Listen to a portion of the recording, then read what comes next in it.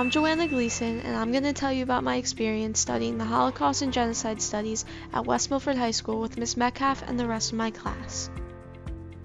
Back in September, we visited the Holocaust Remembrance Museum in Washington, D.C. with two survivors of the Holocaust. At the end of our Holocaust and Genocide Studies course, we decided to make a museum of our own. Students started at the museum by getting an identification card of a survivor or a victim of the Holocaust. Then they went on to read about children who were involved in the Holocaust. After reading about the children, they went to read about Kristallnacht and learn about the rise of the Nazis. Kristallnacht is directly translated as the Night of Broken Glass, where many Jewish businesses, synagogues, and homes were destroyed.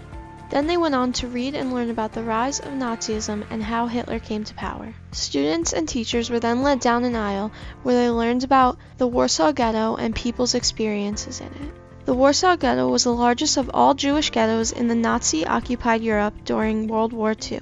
The students were then sent to a station where they learned about another concentration camp. They were then led down an aisle where they saw the different badges Jewish people had to wear in 1938. As the students moved down the aisle, they saw the attire that the prisoners had to wear in the camps. At the end of the aisle, there were train tracks leading to a curtain area, which represented the rail carts that the prisoners were transported in.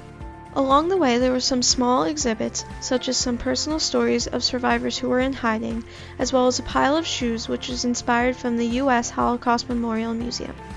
Down the next aisle, they learned and they read about different stories of other genocides that have occurred around the world. After, the students moved on to learn about the United States' involvement in the Holocaust.